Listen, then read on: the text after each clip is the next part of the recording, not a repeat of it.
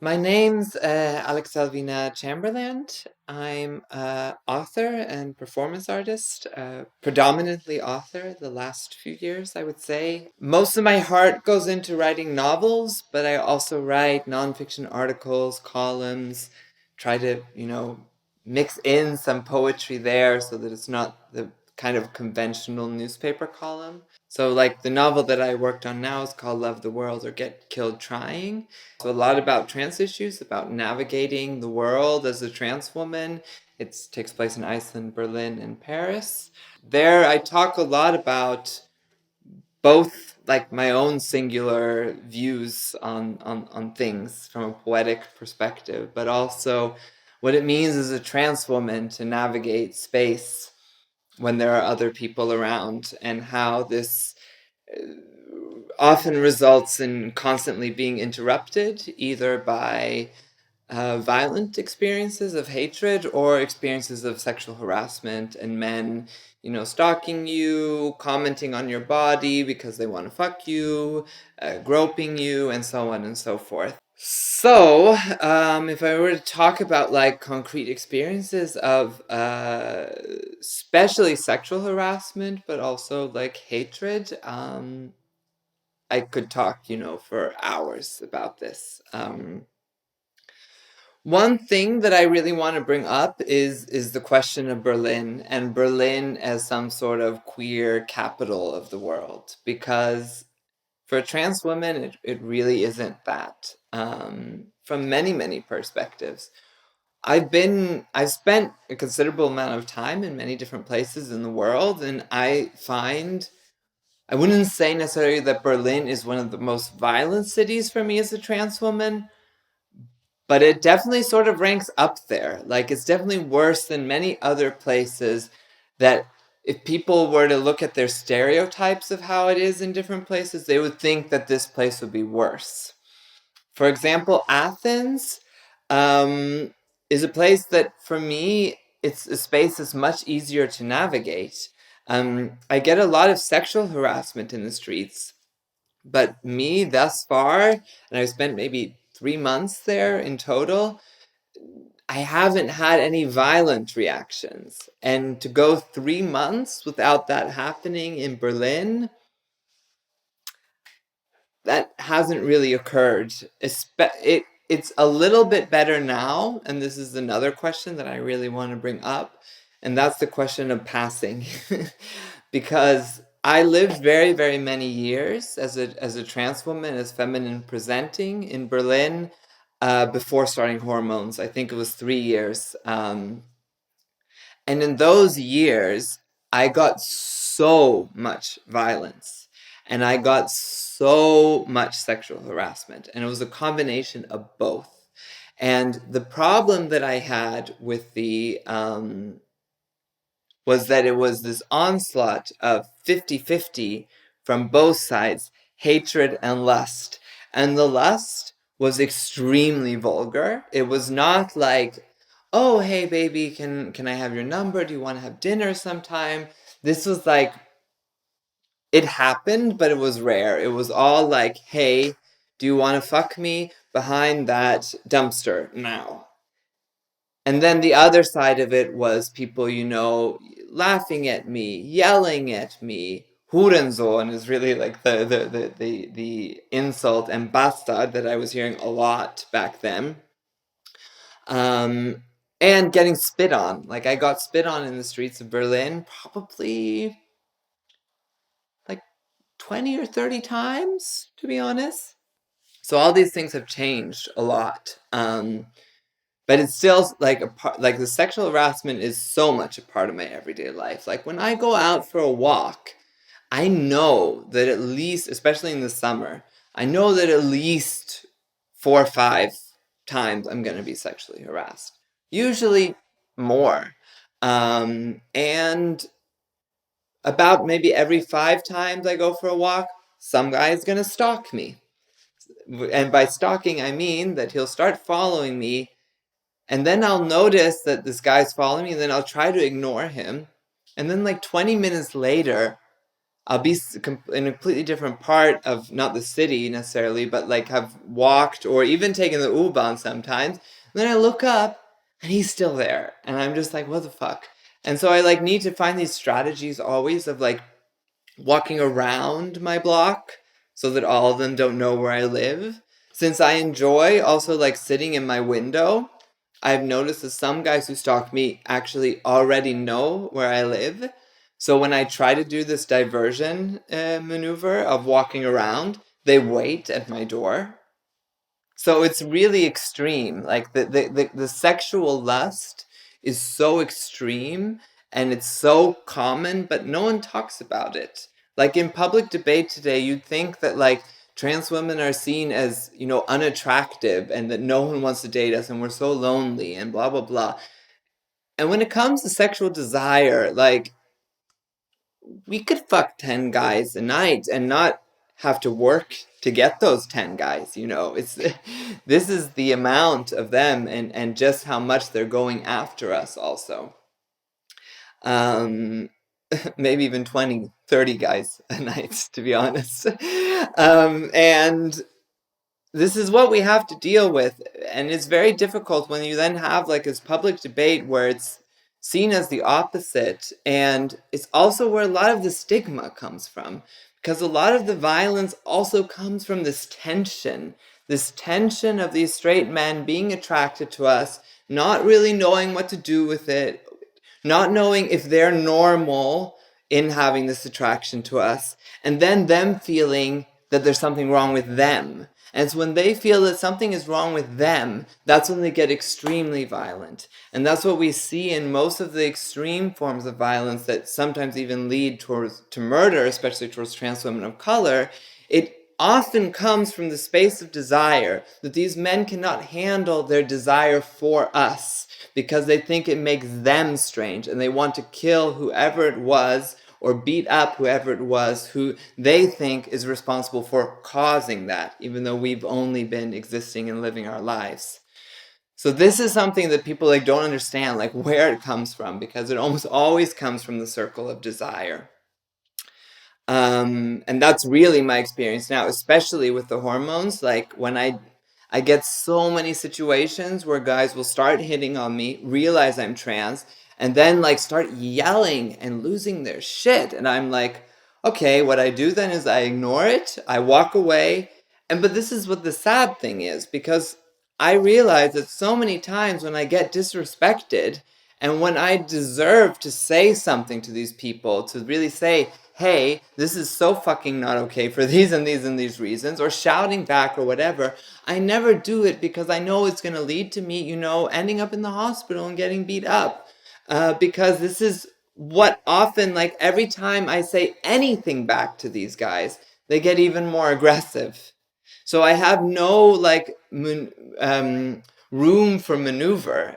So, the police, as like a last thing to talk about, because also what happened recently is really related to police violence. And this is the thing, like we face violence from the police, we face violence in the streets and sexual harassment in the streets.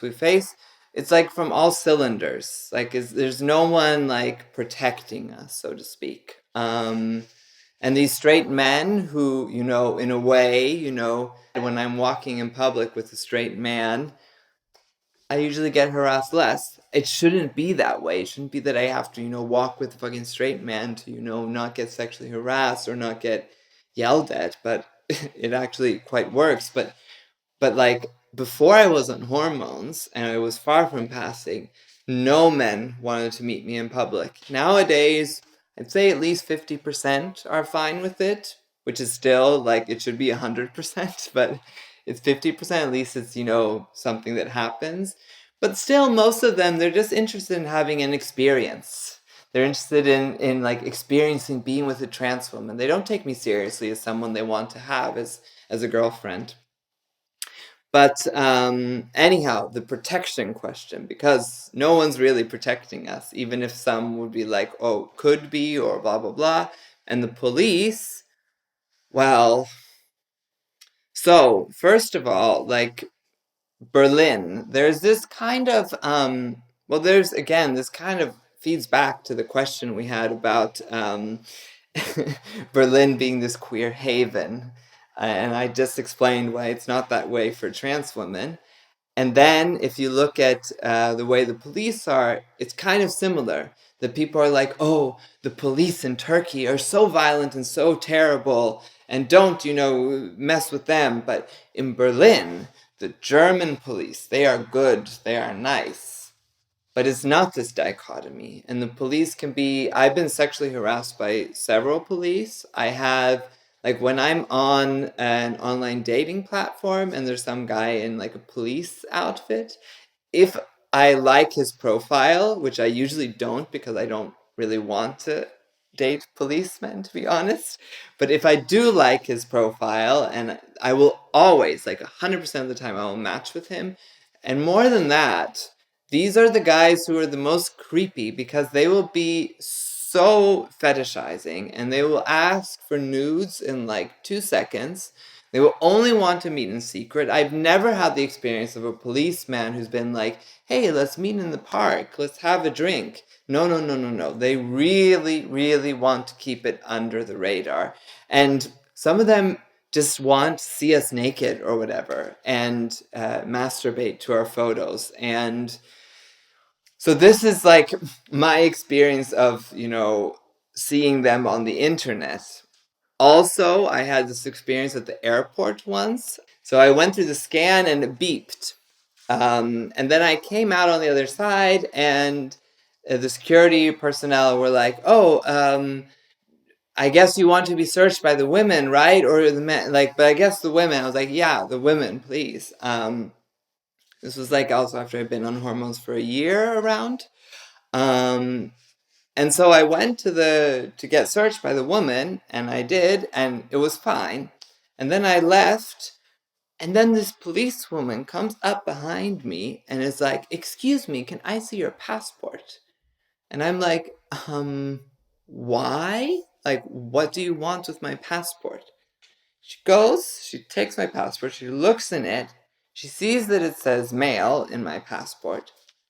She takes the passport to the security personnel and starts lecturing them about how they made a mistake by giving me an option, that they should have forced me to go and be searched by the man because it says male in my passport. So not only did this policewoman, not believe that I should be searched by a woman because I identify as a woman, and also by all means look like a woman, not like a man. She went out of her fucking way to walk after me, ask for my passport, lecture the personnel to make sure that no trans person ever will be able to be searched by their preferred gender. Whew. And this is like, I told her, I was like, do you understand how terrible what you've done is to me? Like how humiliating that is? She's like, no, it is not. It's just protocol. I was like, no, it's humiliating. Yeah. So this is one very terrible experience I had with the police here. I have zero good experiences to talk about. I try to just avoid the police. I know that like I risk being profiled by them. If I was a trans woman of color, I'd be even more profiled by them. But also, as any trans woman is getting a bit profiled. When I was in Italy, in Rome, I was just walking down the street, and the police stopped me in their car, and they just asked me for my passport. No reason. Again, like I was just walking. They checked my details. Luckily, I have a European passport. If I didn't have a European passport, I can almost guarantee they would have taken me to the police station. But luckily, I had a European passport. They checked up at the details that it was like a real passport. They didn't have anything in the criminal record. And then they told me, laughing, that like, you need to get out of this area. There are many churches and synagogues. You don't belong here. So these are the kinds of experiences that I've had with police. So it for me, it's very clear that like I've never ever had an experience where I've been like, oh, the police have really helped me out here. because they when it comes to like working class people of color, trans women, etc., the police are not on our side. The police are on the side of normative society and privileged society, and we're not a part of that. And because of that, we will be violated by them. And it keeps happening to trans women. It keeps happening to people of color. And if you're both a trans woman and a person of color, then it happens even more. Yeah. What I just really wish for is that there could be this de-dramatization of attraction to us, that like that we could just once and for all just understand that like, wait a second, like trans women are women. A lot of them are very also not even attractive in a way where it's like, oh, I've undone so many norms, so now I find also trans women attractive. No, honey. Like a lot of trans women are very like beauty standard normatively attractive women. And that is also why so many men, cis men, straight men, are attracted to us. And if this could just, lose its drama, and that we could just understand that this is how it is, that straight men will be attracted to at least some trans women, maybe even many, and that that's fine. There's no drama, there's nothing strange with it. That would do a lot in decreasing the stigma against trans women, and also just opening up our lives to not have to live hidden in this way, especially if we are attracted to cis men. So that would be a very big thing. I don't think it's going to solve everything, but it does solve a lot, actually, more than I think we can even imagine, because we're just so used to all this like sexual tension from them and this secrecy and this violence that it's hard for us to imagine a life of not having so much of that. But if we do imagine that, our lives would look very, very different, because so much of the stigma then, it's like, why are so many trans women, segmented, pigeonholed to only be able to do sex work? Well, also because a lot of straight cis men want us to stay there. They want us to be like only be able to do sex work, to only be like in porn and not be meeting us, in their regular spaces, at like the business meeting, or at lunch at the restaurants that they usually go to. They want us segmented so they can like go to us on a Thursday night when no one else knows. So when we come out of the shadows, a lot of different things would start looking different.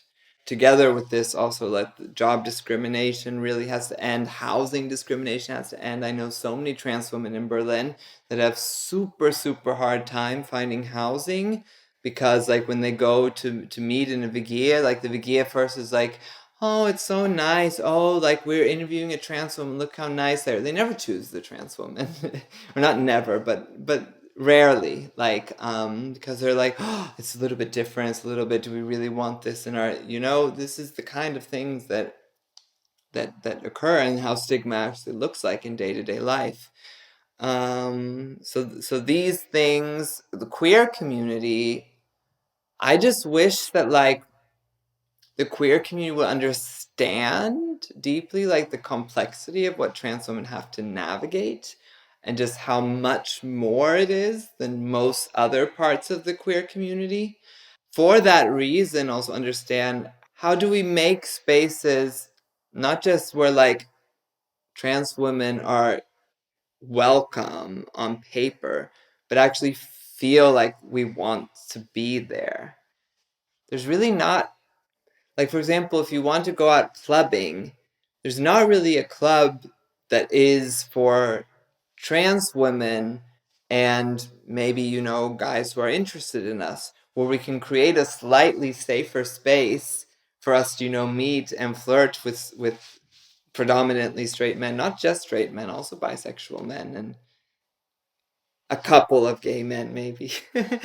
But where we can find this space where it's never going to be completely safe. Safe spaces don't exist, but where it's a little bit safer, and at least we set the rules and are in a majority in that space, instead of always, being forced out of the queer community for our like dating and sex lives and relationship lives, because that is a bit that's part of what makes life difficult for us, that we have these kind of two lives. We like I sometimes I find it, to be honest, sometimes it's nice, because sometimes when like a lot of my lesbian friends are dating, and then it's like, oh god, this girl I started dating, she knows this person who I'm friends with, this person who I hooked up with, this person.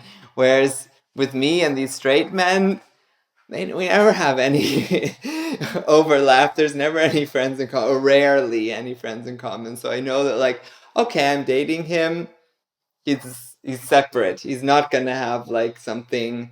Well, unless he's a chaser, because if he's in the direction of being a chaser, then he's probably maybe dated half of my trans women friends.